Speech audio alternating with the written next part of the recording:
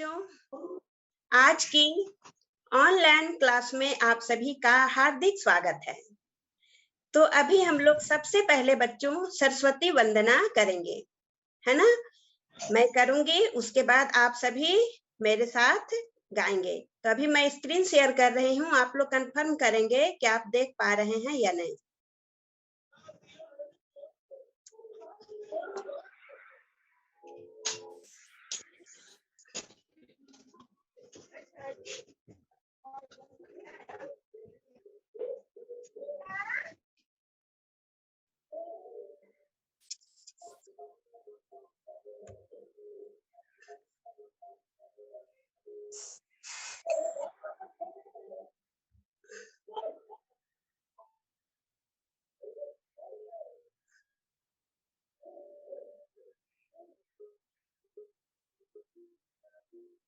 आप लोगों के सामने अभी कुछ दिखाई दे रहा है बच्चों? Yes ma'am. Yes ma'am. है ना, वंदना दिख रहा है ना? तो चलिए Yes, अभी ma'am. आप लोग, यस मैम दिख रहा है। मैं पहले गाती हूँ, फिर आप लोग गाएंगे, फिर सभी हम लोग एक साथ गाएंगे, है ना? माँ शारदे ओके मैम। तुझे आना होगा, वीणा मधुर बजाना होगा। माँ दोहराइए सभी। माँ शारदे आना मधुर बजाना होगा। माशा, एक साथ गाइए मेरे साथ। माँ शारदे तुझे आना होगा, वीणा मधुर बजाना होगा। हम तो हैं अज्ञानी, ज्ञान हमको दे देना। हम तो हैं अज्ञानी, माँ ज्ञान हमको दे देना। हम तो हैं अज्ञानी हो, सभी गाइए। हम तो हैं अज्ञानी, माता ज्ञान हमको दे देना। सद्गुणों का दे वरदान, दुर्गुणों को हर लेना। सद्गुणों का दे वरदान, दुर्गुणों को हर लेना।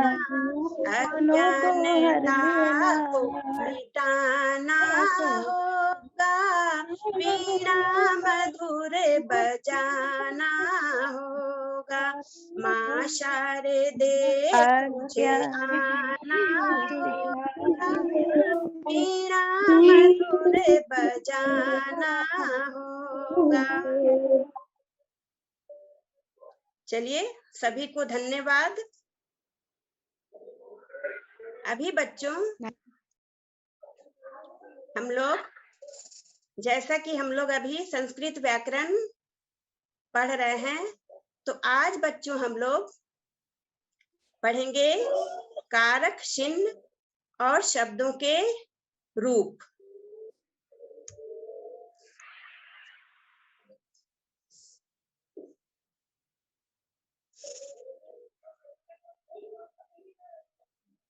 यहाँ पर देखिए आपके सामने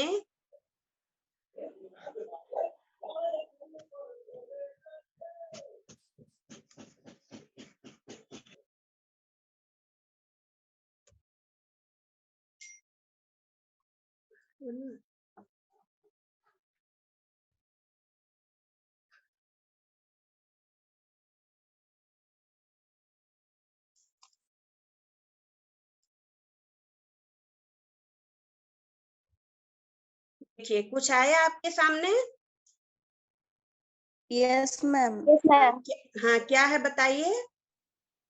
संस्कृत विभक्ति। हाँ, संस्कृत विभक्ति, कारक और हिंदी विभक्ति, है ना? तो देखिए बच्चों, संस्कृत में जो विभक्तियां होती हैं, है ना, वे 7 विभक्तियां होती है संस्कृत में, ठीक है? प्रथमा विभक्ति, द्वितीय विभक्ति, तृतीय विभक्ति, चतुर्थी विभक्ति, पंचमी विभक्ति, षष्ठी विभक्ति और सप्तमी विभक्ति, है ना?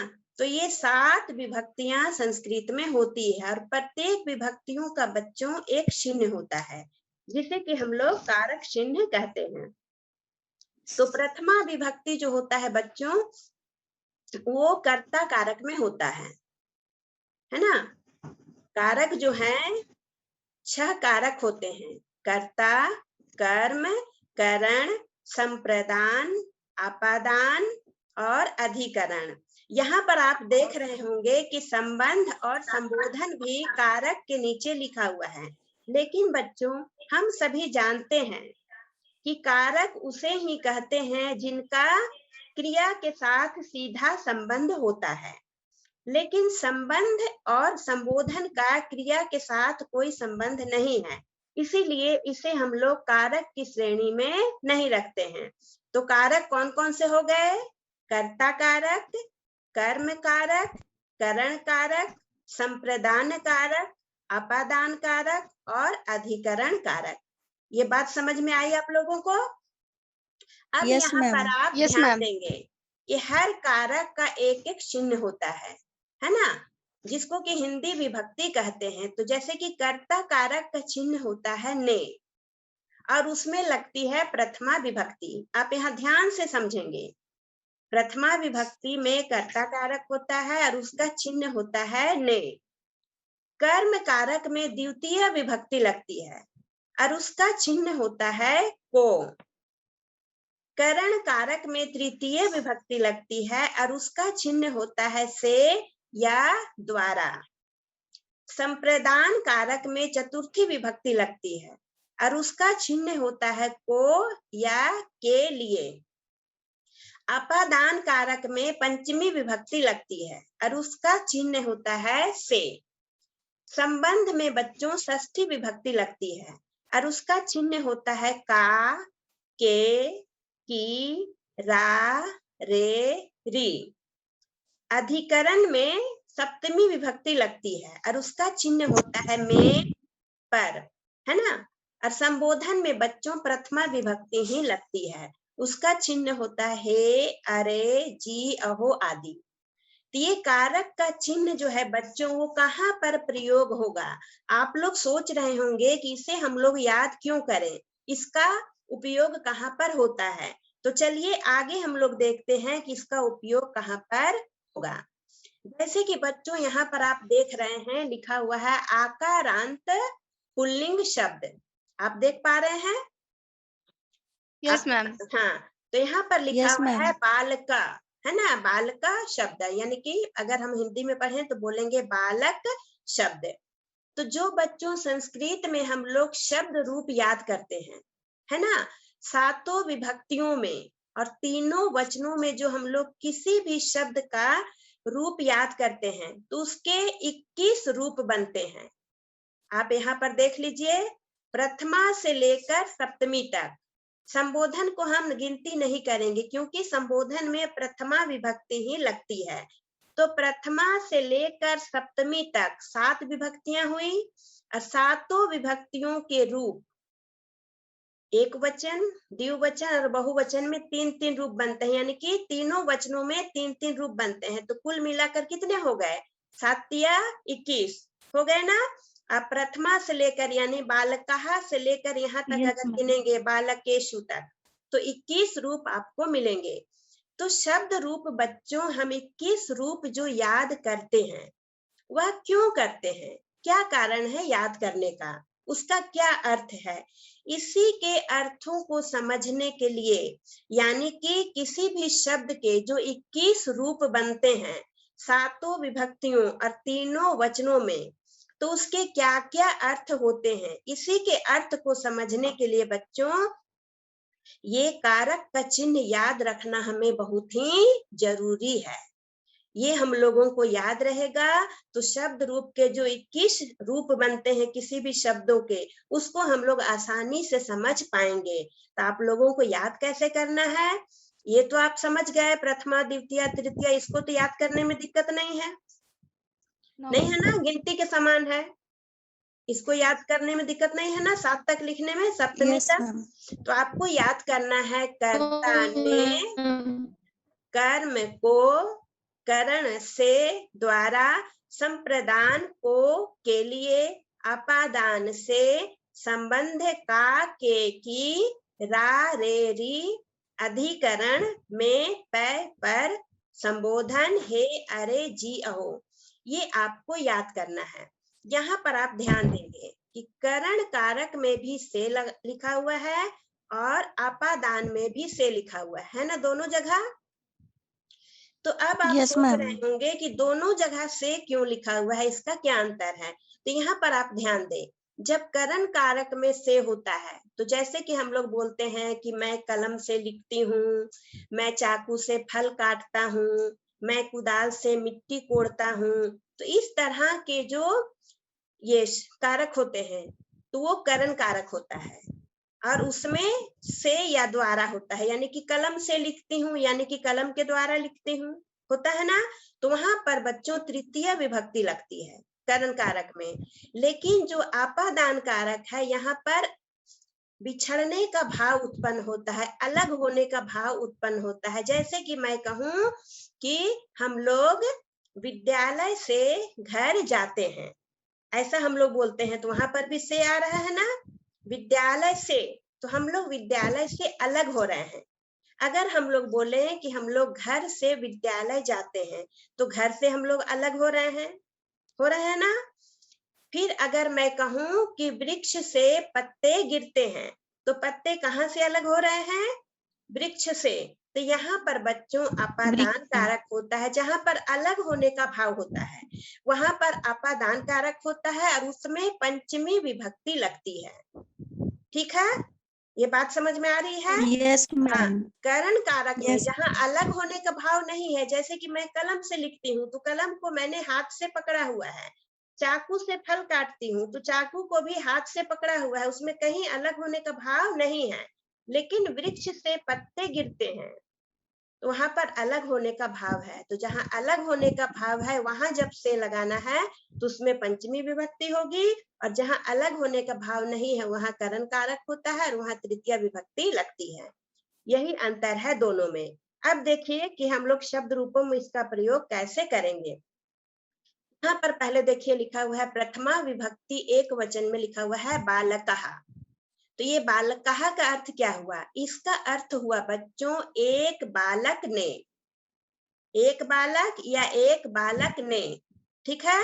बालकौ इसका अर्थ हुआ दो बालकों ने, और बालकाः इसका अर्थ हुआ अनेक बालकों ने, क्योंकि प्रथमा विभक्ति जो है वो कर्ता कारक में लगती है और कर्ता का चिन्ह होता है ने, कर्ता ने बोलते हैं ना। तो क्या हो गया, बालकः, बालकौ, बालकाः, यानी कि एक बालक ने, दो बालकों ने, अनेक बालकों ने। अब आ जाइए द्वितीय विभक्ति में। द्वितीय का चिन्ह क्या है, द्वितीय में कौन सा कारक होता है, कर्म कारक। तो कर्म कारक का चिन्ह होता है को, कर्ता ने कर्म को, ठीक है। तो हम लोग कर्म कारक में हैं, बालकम इसका अर्थ हो गया एक बालक को, बालकौ इसका अर्थ हो गया दो बालकों को। यहाँ पर बच्चों प्रथमा और द्वितीय में एक ही रूप है ना। तो इसका अर्थ क्या हो गया, जब हम द्वितीय विभक्ति में देखेंगे तो इसका हो जाएगा दो बालकों को, बालकान अनेक बालकों को। अब समझ में आ रहा है कि जो 21 रूप हम लोग याद करते हैं उसके अलग अलग अर्थ होते हैं। समझ में आ रहा है बच्चों। तो बस केवल कारक चिन्ह आप याद कर लेंगे तो इन सभी रूपों का अर्थ आप समझ सकते हैं कि इनका क्या अर्थ हुआ।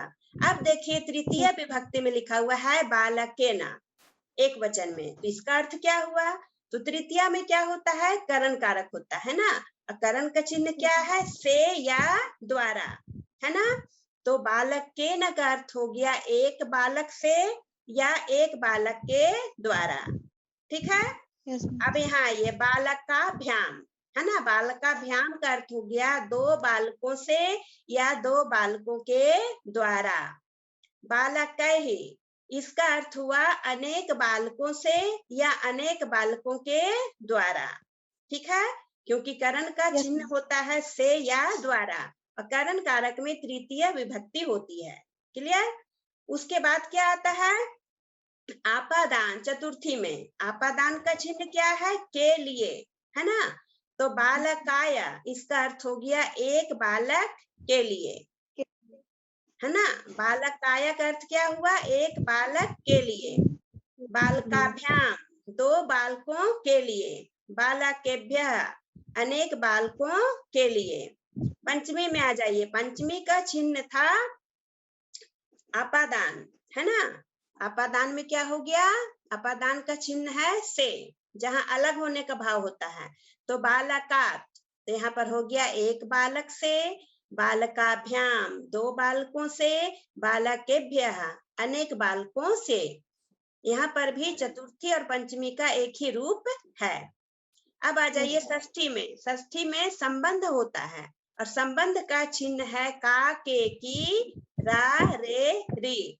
तो बालकस्य, इसका अर्थ हो गया एक बालक का या एक बालक की। बालकयोः, दो बालकों का। बालका नाम, अनेक बालकों का। सप्तमी, सप्तमी में होता है अधिकरण। अधिकरण का चिन्ह है में या पर। तो बालके, इसका अर्थ हो गया एक बालक में। बालकयोः, दो बालकों में। बालकेषु, अनेक बालकों में। और संबोधन में बच्चों प्रथमा विभक्ति ही होती है, लेकिन एक वचन में थोड़ा सा अंतर होता है। जैसे हे बालका, यहाँ पर लिखा हुआ है बालकः, लेकिन यहाँ पर विसर्ग हटा दिया गया है। हे बालका, हे बालकौ, हे बालकाः, यानी कि द्वितीय, ये द्विवचन और बहुवचन में वही रूप है जो कि प्रथमा में है, और केवल एक वचन में थोड़ा सा अंतर आ जाता है। तो अब आप लोगों को ये जो 21 रूप हैं बालक के, सभी के अर्थ समझ में आ गए? अर्थ क्लियर हो गया बच्चों कि जो अलग अलग रूप है उसका अर्थ क्या होता है? तो चलिए एक बार हम लोग इसका रूप पहले अच्छी तरह से पढ़ते हैं, मेरे बाद आप लोग इसको दोहराएंगे, ठीक है? बोलिएगा। बालकः, बालकः, हाँ, बालकौ, बालकौ, बालकाः, बालकाः, हाँ, बालकं, बालकं, बालकौ, बालकौ, बालकान्। बालकान्। हाँ, आप एक बार सुनकर उच्चारण करें बच्चों, तब आप सही उच्चारण कर पाएंगे। बालकेन, बालकेन, बालकाभ्याम, बालकाभ्याम, बालकैः, बालकैः, हाँ, बालकाय, बालकाय, हाँ, बालकाभ्याम, बालकाभ्याम, बालकेभ्यः। बालकेभ्यः, बहुत अच्छा। बालकात्, बालकात्, बालकाभ्याम, बालकाभ्याम, हाँ, बालकेभ्यः।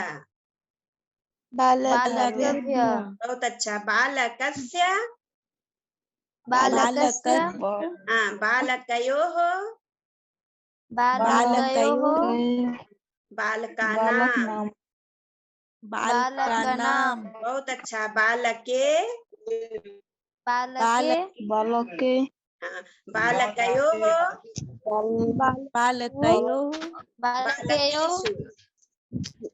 बालकेषु, बहुत अच्छा। हे बालक, हे बालक, हे बालकौ, हे बालकौ, हे बालकाः। चलिए हे अब एक बार बालकाः। बच्चों इसका हम लोग सस्वर एक बार इसको पढ़ेंगे, है ना, सस्वर, ताकि आप इसको याद आसानी से याद कर सके। मैं बोलूंगी उसके बाद आप इसको रिपीट करेंगे, है ना। बालेकः, बालेकौ, बालेकाः प्रथमा, बालेकाः प्रथमा। दोहराइए सभी। बालेकः, बालेकौ, बालेकाः प्रथमा, प्रथमा, बालेकाः प्रथमा। बहुत सुंदर। बालेकं, बालेकौ, बालकान् द्वितीया, बालकान् द्वितीया। बोलिए बालकं बालकं बालकौ बालकान बालकान द्वितीया द्वितीया बालकान द्वितीया। बालकान बहुत सुंदर। बालकेन बालकाभ्याम बालकैहि तृतीया बालकैहि तृतीया बालकेन बालकेन बालकाभ्यां बालकैहि तृतीया बालकैहि तृतीया बालकैहि तृतीया बालकाभ्याम बालकेभ्यः चतुर्थी बालकेभ्यः चतुर्थी। बोलिए बालकाभ्यां बालकेभ्यः चतुर्थी बालकेभ्यः चतुर्थी। बालकेभ्यः बहुत चतुर्थी। सुंदर। बालकात् बालकाभ्याम बालकेभ्यः पंचमी बालकेभ्यः पंचमी। बोलिए बालकाभ्याम बालकेभ्यः पंचमी बालकेभ्यः पंचमी। बहुत सुंदर। बालकस्य बालकयोः बालकानां षष्ठी बालकानां षष्ठी। बोलिए बालकयोः बालकानां षष्ठी बालकानां षष्ठी। हाँ, बालकयोः बालकेषु सप्तमी बालकेषु सप्तमी। बोलिए बालकयोः बालकेषु सप्तमी बालकेषु सप्तमी। हे बालकौ हे बालिकाः संबोधन हे बालिकाः संबोधन। बोलिए हे बालिका हे बालिकाः संबोधन हे बालिकाः संबोधन। बहुत सुंदर बच्चों, बहुत सुंदर आप लोगों ने पढ़ा और मुझे लगता है आप लोगों को अच्छा लगा होगा। और इस तरह से बच्चों आप इसे आसानी से याद कर सकते हैं। अगर आप बच्चों बालक शब्द रूप याद कर लेते हैं तो समझिए आपको क्या क्या याद हो जाएगा। आप देखिए नीचे में यहाँ है ना, अगर बालक याद हो गया आपको तो गज घट पट मोहन लक्ष्मण नर, यहाँ पर जितने भी शब्द दिए गए हैं बच्चों ये सभी आकारांत पुल्लिंग शब्द हैं। एक अगर आप याद कर लेते हैं तो ये सभी आपको याद हो जाएंगे, है ना। तो बालक को आप लोग याद कर लें, उसी के अनुसार ये सभी शब्द रूप आप लिख सकते हैं। तो आप लोग बताइए बच्चों, आप लोगों को समझ में आया? Yes ma'am. Yes ma'am. आया तो आप इसको सस्वर याद करने का प्रयास करेंगे। और एक बात मैं और बता दूं आप लोगों को कि ये जो बालक शब्द रूप है बच्चों, इसका वीडियो भी मेरे चैनल पर है, आप चाहे तो उसे भी देख सकते हैं, है ना। अगर एक शब्द रूप याद कर लेते हैं तो आप जितने भी आकारांत पुल्लिंग शब्द है ये सभी के रूप आपको याद हो जाएंगे, है ना। जिस तरह से कि एक धातु रूप याद करने से अनेक धातु रूप याद हो जाते हैं। आपस में बातें नहीं करिए बच्चों, केवल मुझसे बातें करिए, है ना। उसी तरह से एक शब्द रूप अगर आप याद कर लेते हैं तो उससे मिलते जुलते जितने भी शब्द हैं आपको सभी याद हो जाएंगे। ठीक है, तो ये आज का आप लोगों का बच्चों गृह कार्य रहा कि आप बालक शब्द रूप लिखें और उसी के अनुसार ये जो नीचे में दिए गए हैं गज घट पट मोहना ये सब लिखने का अभ्यास करेंगे, है ना। ठीक है। Yes ma'am. तो चलिए अब हम लोग अंत में थोड़ी सी कामना मंत्र पढ़ लेते हैं, क्योंकि अभी कोरोना चल रहा है। हम सभी को मिलकर सभी के कल्याण के लिए कामना करनी चाहिए, है ना। तो मेरे बाद आप लोग सभी दोहराएंगे, है ना। इसी के साथ हम लोग आज की कक्षा का समापन भी करेंगे। बोलिएगा, है ना। सर्वे भवन्तु सुखिनः सर्वे सुखिनः ध्यान से आप लोग सुने बच्चों, सामने में लिखा हुआ है ना, दिख रहा है? Yes ma'am. No ma'am. नहीं दिख रहा है? स्क्रीन में क्या दिख रहा है? दिख रहा दिख मैम। रहा दिख रहा है। दिख रहा है? आप लोग देखिए बच्चों, दिख रहा है स्क्रीन में? बच्चा है बीच में आप। हाँ, और ऊपर में लिखा हुआ है ना? Yes ma'am. हाँ, तो चलिए दोहराएंगे। सर्वे भवन्तु सुखिनः, सर्वे सुखिनः, सर्वे सन्तु निरामयाः, सर्वे सर्वे भद्राणि पश्यन्तु। बोलिए, सर्वे भद्राणि पश्यन्तु मा कश्चित् दुःख भाग् भवेत्।